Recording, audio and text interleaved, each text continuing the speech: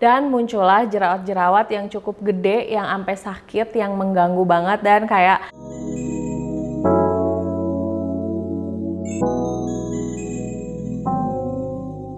halo Amici, balik lagi di channel YouTube aku, Jiglicious. Hari ini aku mau nge-share salah satu hasil dari penggunaan skincare yang ternyata tidak berjalan mulus di kulit aku. Kalau misalnya kalian sering banget ngelihat aku nge-review produk-produk yang cocok di kulit wajah aku, ini bagus, itu bagus, ini pas, ini bagus banget, ini cocok banget. Nah, per Oktober ini kalau misalnya aku mencoba salah satu produk dan ternyata itu nggak bekerja di kulit aku, sepertinya aku akan mulai share. Nah, untuk penjelasan sebelum aku mulai videonya, aku kasih tahu sama kalian kalau video ini tujuannya bukan untuk ngejelekin produknya, tapi aku mau nge-share mengenai pengalaman aku pakai produk dan kira-kira kandungan apa yang tidak cocok dan mungkin nggak cocok sama kalian. Karena belakangan ini banyak banget yang minta sama aku, Kak, jelasin dong mengenai skincare yang nggak cocok, gimana cara ngatasinnya. Tapi seperti biasa sebelum ke videonya, jangan lupa untuk like, comment, dan subscribe. Dan jangan lupa juga untuk follow Instagram aku,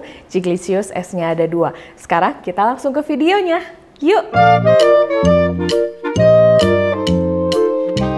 Oke, jadi hari ini aku akan nge-share mengenai produk terbaru dari L'Oreal. Ini tuh serum yang terbaru banget dari L'Oreal, yaitu edisi L'Oreal yang Revitalift. Ini tuh yang 1,5 hyaluronic acid serum.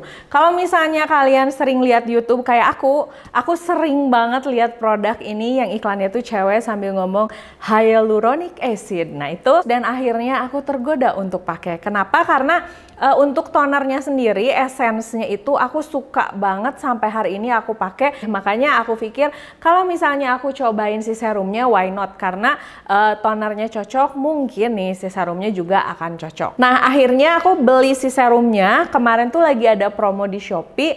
Harganya tuh sekitar jadi 190 apa 200 gitu. Pokoknya harganya diskon banget. Terus dia dapat juga alat untuk mijit wajahnya gitu. Jadi kayak murah banget lah kehitungnya. Nah, isi dari si serumnya sendiri adalah 30 ml. Terus untuk packagingnya juga dia dari kaca.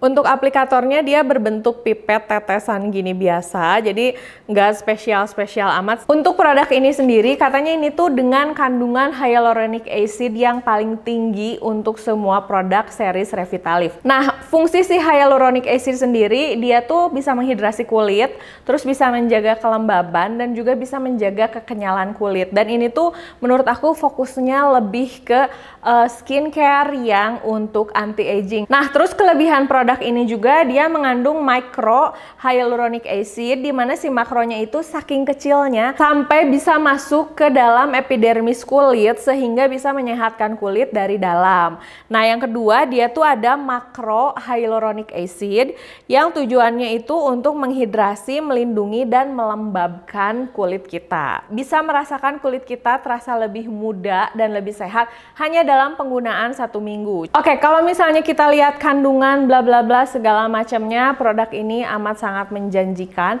apalagi mengingat aku cocok banget sama esensnya. Tapi ternyata untuk produk ini hasilnya tidak maksimal dan malah cenderung kurang cocok di kulit wajah aku. Nanti aku tunjukin hasilnya kayak gimana di kulit aku. Nah, pada saat pertama aku pakai, 3 hari setelah aku pakai produk ini tuh dia hasilnya bagus. Jadi kayak tidak ada permasalahan apapun, kulit aku kelihatannya sehat, kulit aku kelihatannya lebih plumpy, terus lebih kenyal juga, lebih lembab yang pasti. Nah, tapi kemudian di hari keempat, 5, 6 ternyata permasalahan muncul dan muncullah jerawat-jerawat yang cukup gede, yang sampai sakit, yang mengganggu banget dan kayak bikin pengen nangis. Nah, kalian bisa lihat di video ini. Aku pengen ngasih lihat update bare face aku karena aku lagi ngetes produk L'Oreal ini. 3 hari pertama ini baik-baik aja, benar-benar baik-baik aja. Tapi setelah lewat 3 hari, entah kenapa muncul kayak jerawat-jerawat gede gitu di pipi aku, yang artinya biasanya kalau tumbuh jerawat gede itu aku nggak cocok. Biasanya sih kalau misalnya aku menemukan kendala-kendala kayak gitu langsung aku stop aja dan aku nggak mau pakai lagi. Tapi karena si serum ini tuh banyak banget yang bilang bagus dan kayak iklannya di mana-mana, aku benar-benar penasaran, jadi aku lanjut pakai. Tapi ternyata it's getting worse, makin parah, makin jerawatan. Nah ini aku liatin zoom. Jadi awalnya si jerawat yang muncul itu yang ini menyebar ke sini, menyebar ke sini, menyebar ke sini, ke sini. Nah yang terakhir tuh yang ini. Jadi terakhir itu aku kayak mau ngetes, yaudah deh aku pakai serumnya aja gitu. Tapi malah muncul 3 ini. Terus di dagu pun ini masih baru nih sebenarnya. Dan di sini tuh masih ada yang aktif juga. Di sini juga ada.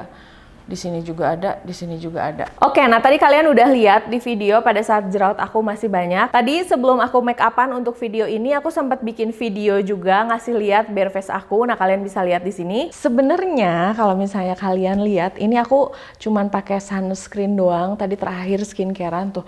Kalian bisa lihat kulit aku tuh kayak ini tuh kalau misalnya kalian lihat basah, ini tuh bukan berminyak ya, ini tuh memang kayak abis pakai sunscreen dan kulit aku lagi keadaan bener-bener oke banget. Kecuali ya itu gara-gara aku pakai skincare itu jadinya berjerawat. Nah ini jadinya kalau misalnya kalian perhatiin yang atas ini udah kayak udah nggak aktif sih. Ini juga udah nggak aktif. Yang aktif tuh sisa yang ini. Terus sisa yang di sini ada 2 biji. Nah cuman kendalanya ini tuh masih kayak muncul dan tidak, walaupun produknya udah aku hentikan, tapi bener-bener much better banget. Yang di dagu udah nggak ada, di sini juga, nah di sini juga udah nggak ada. So far sih menurut aku segini udah lumayan mendingan banget dibanding sebelumnya. Kalau sebelumnya itu dia masih bengkak dan masih jujur sakit banget. Oke, nah tadi kalian udah lihat perbedaannya. Yang sekarang sih beneran udah mendingan banget karena aku udah stop penggunaan si Revitalift ini. Jadi setelah aku pakai dia muncul jerawat. Awalnya itu aku nggak langsung yakin sama produk ini. Jadi aku sampai mikir dulu ini kok jerawatan banget ya. Apa jangan-jangan karena aku makan nggak bener ya. Terus udah gitu pada saat setelah semua aku cek masih tetap jerawatan. Akhirnya aku cek tanggal karena aku selalu mencatat produk skincare apa aja yang aku pakai di tanggal berapa, efeknya gimana, biar aku punya tracknya gitu. Nah ternyata jerawat itu memang muncul setelah hari keempat dan kelima penggunaan produk ini.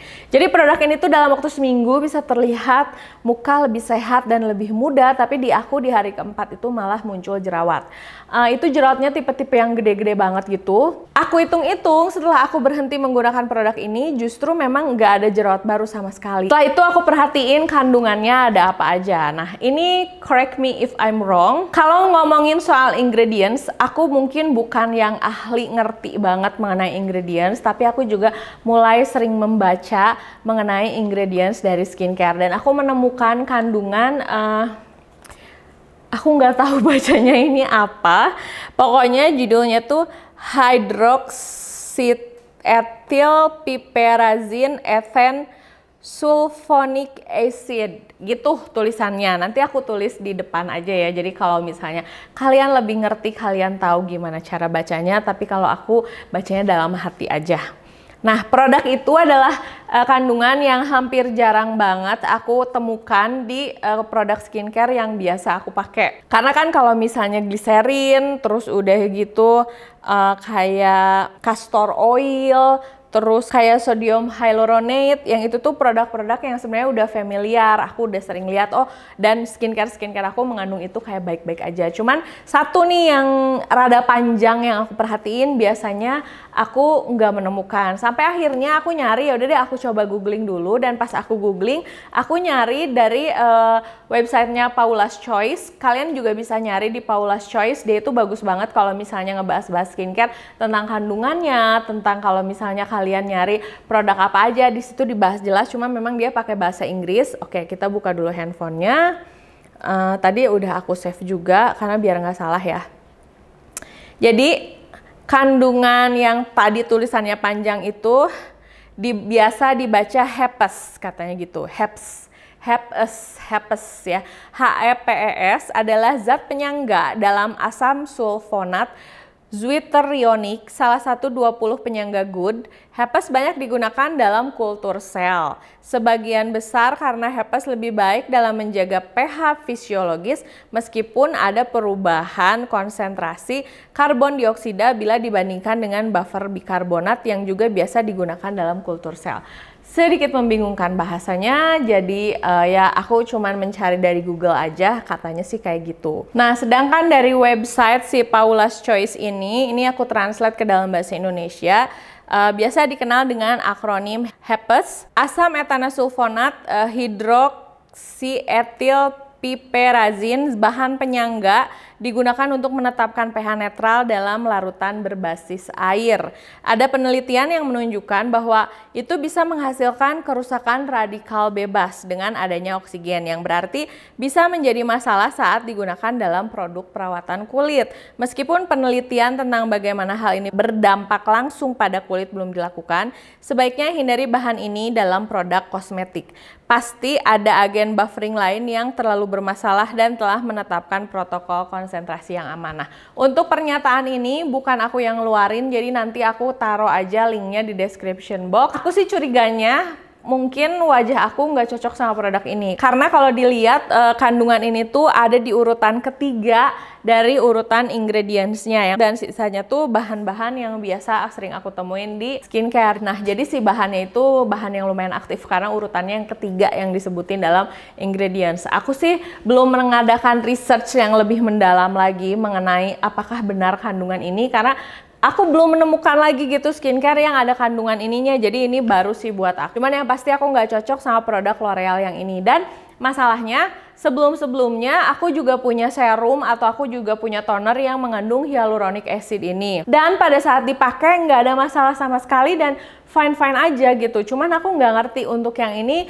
kenapa kayak gini hasilnya. Mungkin nanti aku pengen ngecek-ngecek lagi beberapa skincare yang ada kandungan si hidroksietil piperazin ini, kita lihat kayak gimana. Cuman yang pasti untuk produk L'Oreal Revitalift ini tidak bekerja dengan baik di kulit aku dan hasilnya bikin kulit wajahku berjerawat. Tapi sekali lagi aku ingetin sama kalian, skincare itu sifatnya personal, bisa berbeda-beda di setiap orang. Jadi kalau misalnya di aku nggak cocok, mungkin aja di kalian itu cocok. At the end, kalian tetap harus nyobain skincare-nya sendiri untuk tahu produknya tuh cocok atau enggak. Nah, paling segitu dulu videonya. Makasih udah nonton videonya dari awal sampai selesai. Kalau video ini bermanfaat, jangan lupa untuk like, komen, dan subscribe. Dan jangan lupa juga untuk share di semua akun sosial media kalian. Kalau misalnya masih ada yang mau ditanyain, kalian bisa langsung tanyain di kolom komentar aja, atau kalian bisa langsung DM aku di Instagram, oke? Jangan lupa juga untuk follow Instagram aku, Jiglisius, S-nya ada 2.